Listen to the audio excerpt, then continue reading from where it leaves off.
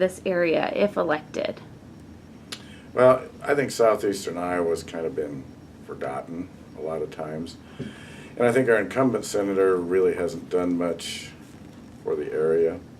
But I would like to see more money come back to our area for trails, for economic development, for Main Street, for the healthcare program, things that we've kind of been excluded from that we deserve and we ought to be able to get. Mm-hmm. What strategies will you rely on to accomplish those goals? In other words, how will you get it done? Well, first you got to ask. And I think I'm going to be able, maybe unlike the other candidates in the race, to hit the ground running. I personally know most of the senators already on both sides of the aisle. Worked with a number of Republican senators when they were supervisors. So I have a working relationship with them from the past. And most of the Democrats I've just personally known for many years. So I feel my personal relationships, along with my longtime involvement in politics and in government and in our communities, will allow me to do that. What makes you a better choice than Tom Rubel? Well, I'm not going to say anything bad about Tom because I'll certainly support him if he wins the primary.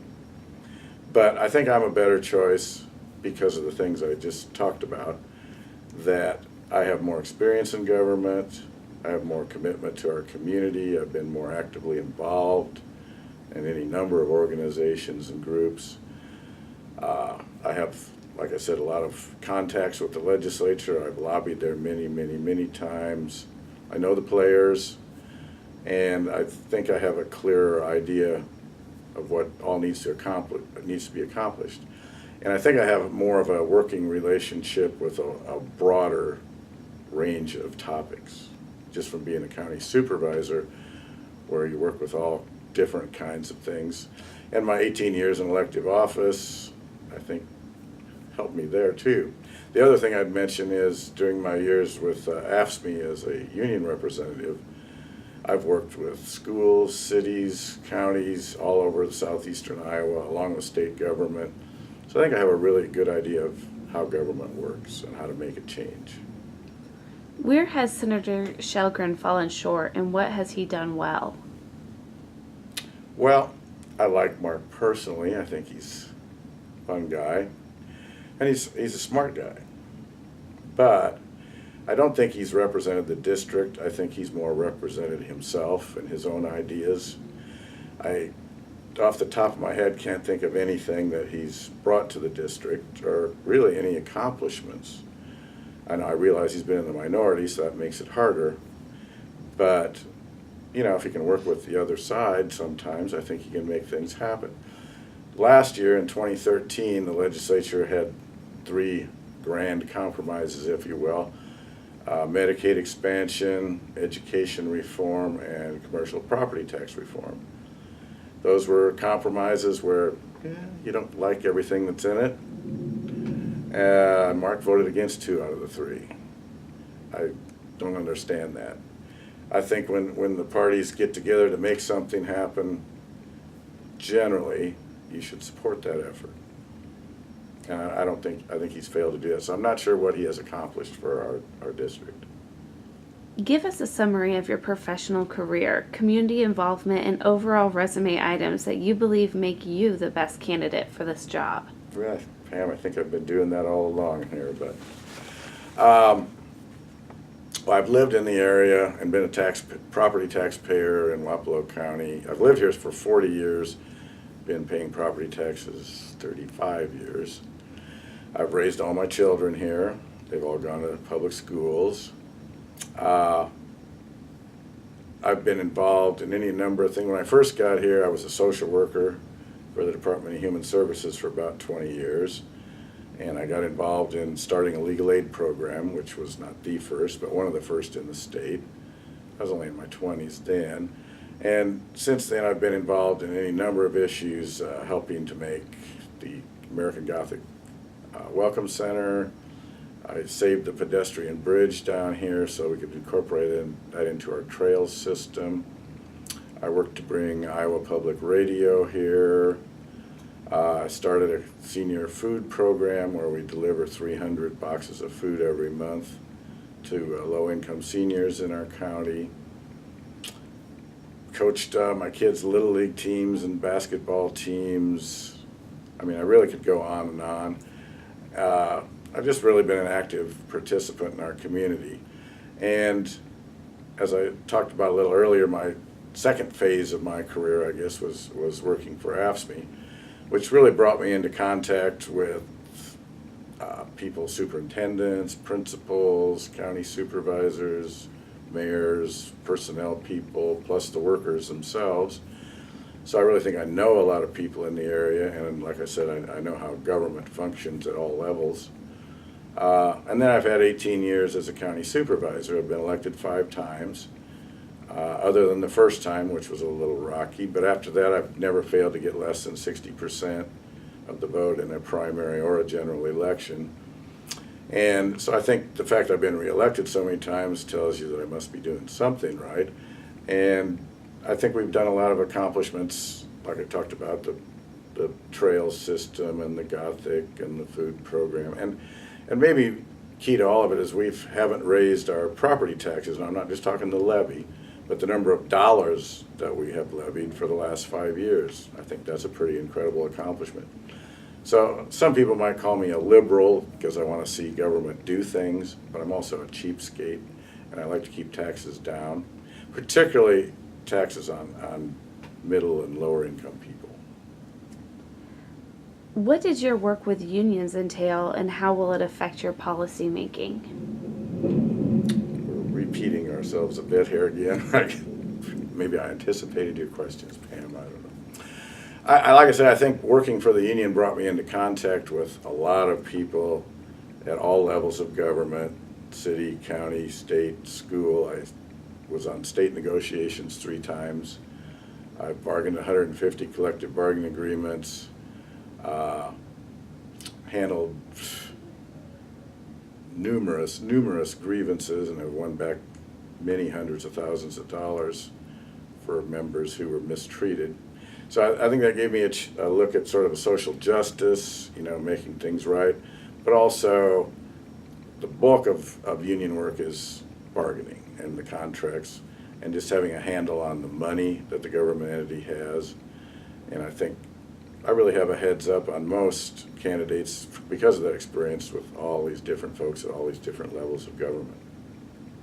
Ottumwa has been the beneficiary of several grant programs in recent years, many of which include state funds. Some say there should be more grant dollars available. Others question whether tax dollars should be funding projects in programs like Market on Main and Main Street Ottumwa. Are there too many state-funded grants out there? Not enough? And how will you decide which programs deserve your constituents' tax dollars? Okay. I guess my concern with some of these grant programs is that the people who decide who receives the money haven't looked at our area very kindly. And I think that's something that needs to change. Now, I know the casino was kind of a polarizing thing in the community. Many people wanted it, many people didn't want it. But the fact that the state didn't give us a license, I still don't understand, because that would have been a lot of jobs and economic development for the community. We do have Main Street. We did not get, I can't even think of, there's several grants that we applied for that we did not get, that the community put a lot of time and effort into. I think more of those dollars should be allocated maybe on a per capita basis so that everybody gets a piece of them. And some of them probably should be looked at and maybe not continue. But for one that we did fare well at was the iJobs program, which was Governor Culver's program. He bonded with gambling money to come up with a pool of money for communities to do shovel-ready job projects. And we got $5.3 million to do a bridge over the Des Moines River at Chillicothe, which we never would have been able to do. Without that grant, we'd probably be looking at that bridge being closed by now and not having one. So I think that's one that really benefited our community, and I think I'd like to see more of that type of thing coming to our area. Does this district get its fair share of attention from the legislature? If not, are you confident you can change that? No, I don't think we do, and I am confident that I can change that, like I said, because of my experience with the players there, with state government, and understanding how the other levels of government work. I think I can make things happen more down here. We get more attention and more money from Des Moines. Perfect. Well, that was all of the questions I have prepared for you. Is there anything that you would like to add? Well, I think two things maybe. Probably what motivated me to actually run for this office at this time, Pam, was the whole mental health reform effort that the legislature took on over the last 2 or 3 years. And we fought it because they were basically taking power away from the counties and creating regions, which created a lot of busy work for the counties to form regions and new 2080s and new funding streams. And once the law passed, we complied with it, and I think we're way ahead of most other regions in the state because we want to make it work. But I think the thing was wrong-headed in that both sides at the beginning, Democrat and Republican, agreed that, well, not totally both sides, but the majority of both parties agreed to pass this legislation, and yet now they're failing to fund it properly. That was part of the deal when it was enacted, that we were going to start these new programs to keep people out of jail with mental problems who shouldn't be there, have crisis stabilization homes rather than having people committed, because it really gets complicated and difficult once that happens. But then now the state's reneging, at least to some degree, on its willingness to fund this. We're going to go to all the work to reform it and change it and come up with new programs, and we've got to have the funding stream to do it. So that's one thing I'm really going to focus on. The other is just, I think Senator Shelgren is not a real good compromiser.